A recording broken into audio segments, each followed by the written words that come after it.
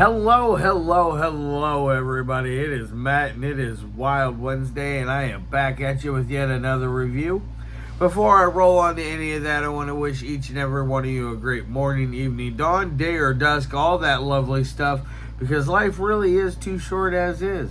Do me a really huge favor and like, share, and subscribe. I love seeing your beautiful faces when you are here. I know I'm here an awful lot, but I have an awful lot on my plate to review. And one last little tidbit of information. Check out the description box. I give you a bigger bite of every single movie of every single day. Today I give you your brief synopsis, your starring cast, your directors, runtime of the cut I am watching, and if you decide you can help support Matt's Movie Mania and toss me a couple of bucks. I was unable to find you a trailer or anywhere else to watch this one on a streaming site. Maybe if you get a hold of Matty Calhoun, the director, one of the directors, excuse me, there's a good possibility he might be able to help you out in a way of seeing it. Otherwise, I think it's out of print if you go DVD route, because it was from Dead Broke Productions. As far as I know, it's not available. I looked, I scoured the internets. But anyways, that's neither here nor there. This movie is called Dead End Drive. Came out back in 2007. It is a really, really interesting film. It runs at about 20, I think it said 27 minutes or 24 minutes. I can't remember exactly. I think 27. But it has a nice, good pacing going on with that. Exactly what is Dead End Drive about? Well, it starts out with a sheriff or a police officer, somebody in law enforcement, driving down a road. Now, this is very B-movie, very schlocky, very silly kind of humor in here.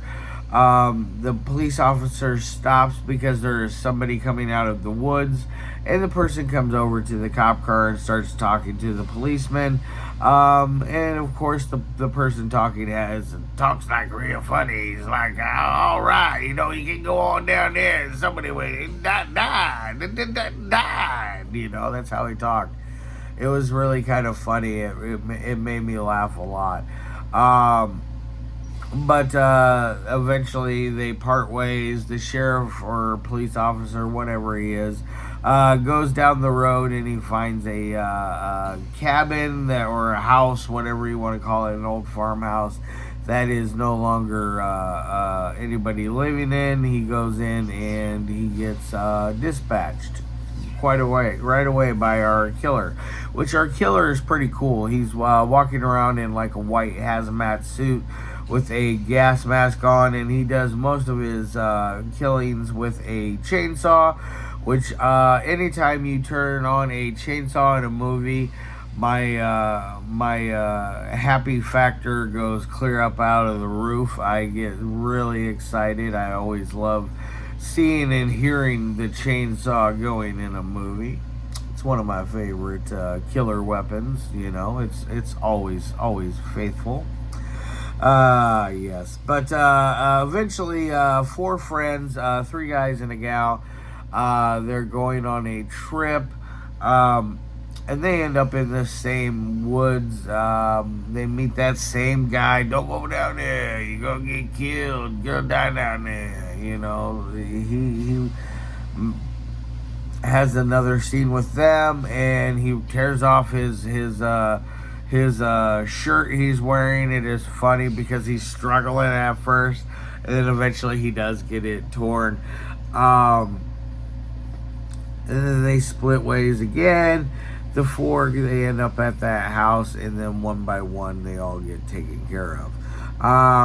That's about the the basic synopsis that you can go with on this. There's really not too much more I want to give away, just because there are little tidbits that, like if you watch the movie, that it doesn't spoil it too much for you. Because I don't like spoiling them completely, but I do like to talk about them a little bit.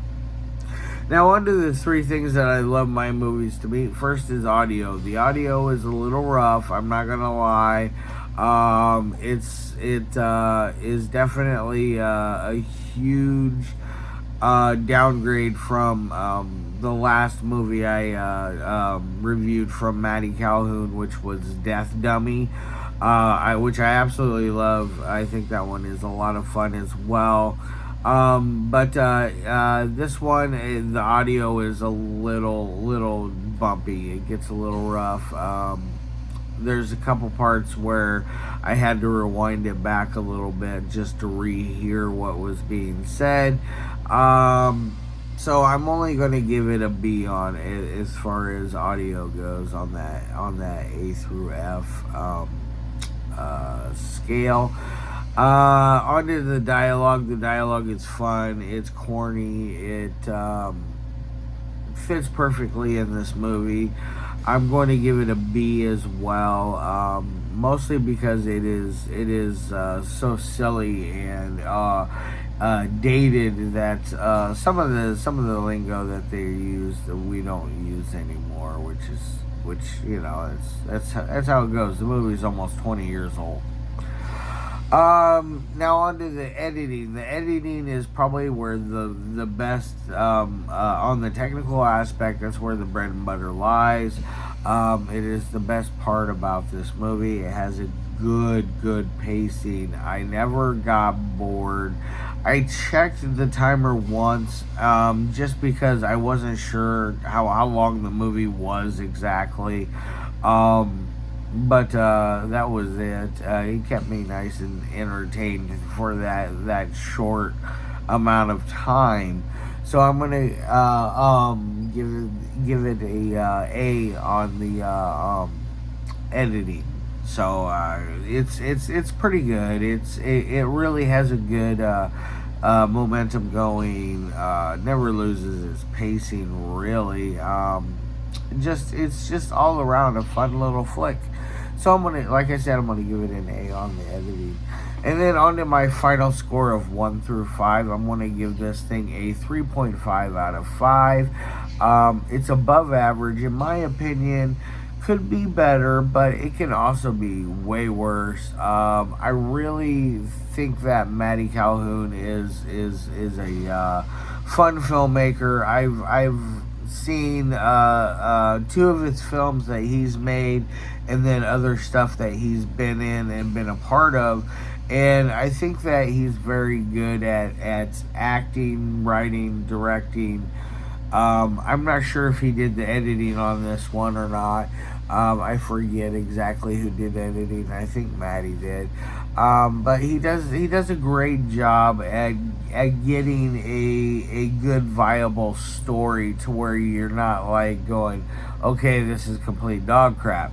No, it's actually fun stuff. Yeah, it's not for everybody, but most of the movies I review are that way. So anyways, alright guys, I'm going to get the hell out of here. I'll be back at you with another review on Friday and Sunday, and then Tuesday, Thursday, and Saturday next week. Alright guys, love your faces, and as always, peace.